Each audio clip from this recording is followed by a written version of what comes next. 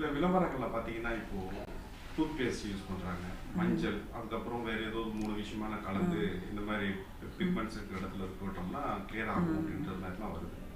அது சம்மந்தமாக நீங்கள் ஒரு சரும மருத்துவர், நீங்கள் என்ன சொல்ல வரீங்க? ஸோ யூஸ்வலி நாங்கள் வந்து ஒரு ஸ்கின்னோட கலர் காரணத்தை கண்டுபிடிக்க வேண்டியது இருக்கோங்க. இப்போ டார்க்காக இருக்கிறாங்கன்னா எதனால டார்க்காக இருக்குது, அடிப்படையாக ஏதாவது ஒரு ஹெல்த் இஷ்யூனால ஸ்கின் டார்க் ஆகுதா, இல்லை ஒரு ஹார்மோனல் ப்ராப்ளம்னால ஸ்கின் டார்க் ஆகுதா, இல்லை வெறும் வெயிலில் போய் ஸ்கின் கருத்து போகுதான்னு அசஸ் பண்ணணும்.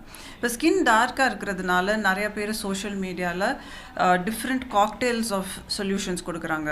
தயிர் யூஸ் பண்ணுறாங்க, டூத் பேஸ்ட் யூஸ் பண்ணுறாங்க, காஃபி ஸ்க்ரப் யூஸ் பண்ணுறாங்க. ஸோ இந்த மாதிரி காக்டெயில்ஸ் ஆஃப் திங்ஸ் எடுத்து ஸ்கின்ல தேய்ச்சா உங்களோட டார்க்னஸ் போகும்னு சொல்கிறாங்க. பட் அது வந்து நிறையா அலர்ஜிஸ் உண்டாயிருக்கு, நானே பார்த்துருக்குறேன்.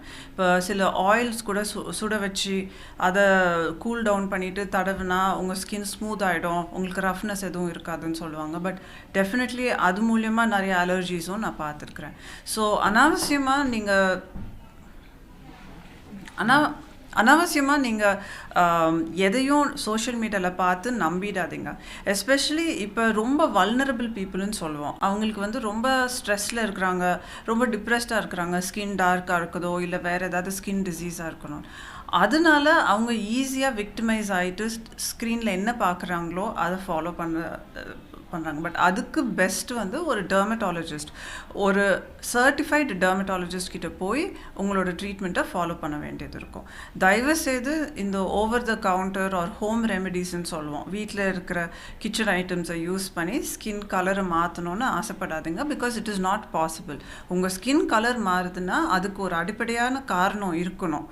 அண்ட் அதை டயக்னோஸ் பண்ணி அதுக்கு தகுந்தபடி ட்ரீட்மெண்ட் செஞ்சுக்கணும். ரெண்டாவது, ஆண்கள் தாடி வளர்க்குறாங்க ரொம்ப பேர் பார்த்தீங்கன்னா. அந்த வளர்க்கும் போது அந்த வளரக்கூடிய அந்த ஸ்கின் வந்து எப்படி இருக்கும், வளர்க்குறது நல்லதா? ஐடியலி இப்போ ஆண்கள் பார்த்திங்கன்னா நிறைய பேர் தாடி வளர்க்குறாங்க because of fashion statement. But அந்த தாடியை வந்து வளர்க்குறது ரொம்ப ஹைஜீனிக்காக மெயின்டைன் பண்ணிக்கணும். பிகாஸ் ஜென்ரலி தாடி வளர்கிற முடி வந்து நம்ம தலையில் வளர்கிற முடி மாதிரி ஸ்ட்ராங்காக திக்காக இருக்கும். அண்ட் அந்த முடியை ஜஸ்ட் நம்ம தலையில் ஷாம்பு போட்டு வாஷ் பண்ணுற மாதிரி நம்ம தாடிக்கும் பியர்ட் வாஷஸ் இருக்குது. அண்ட் பியர்டை ரெகுலராக வாஷ் பண்ண வேண்டியது இருக்கும். அண்ட் நிறையா பேர் அந்த தாடியை கிளியராக வாஷ் பண்ணாததுனால தாடியிலேயே ஒரு variety of dandruff, seborrheic dermatitis அப்படின்னு சொல்லுவோம், அந்த மாதிரி டேண்ட்ரஃப் அண்ட் இச்சிங் வரும்.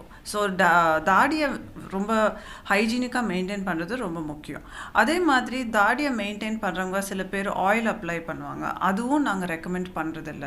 ஏன்னா ஆயில் அப்ளை பண்ணால் உங்களோட ஹேர் ஃபாலிக்கிள்ஸ்ன்னு சொல்லுவோம், இல்லை வேர்க்குருவோட சிறுபி, அது எல்லாத்தையும் பிளாக் பண்ணும். அண்ட் அதனால உங்களுக்கு இன்ஃபெக்ஷன்ஸ் அண்ட் ஃபாலிகுலைட்டிஸ் வரலாம். ஸோ தாடி வளர்க்கணுன்னா அதுக்கு தகுந்தபடி ஸ்பெசிஃபிக்கான ஹைஜீன் ப்ராக்டிசஸ் ஃபாலோ பண்ணணும். எது யூஸ் பண்ணணும், எது யூஸ் பண்ணக்கூடாதுன்னு தெரிஞ்சுக்கிட்டு தாடி வளர்த்துக்கோங்க. என் பேர் doctor Sharmita, senior consultant dermatologist from Sims hospital.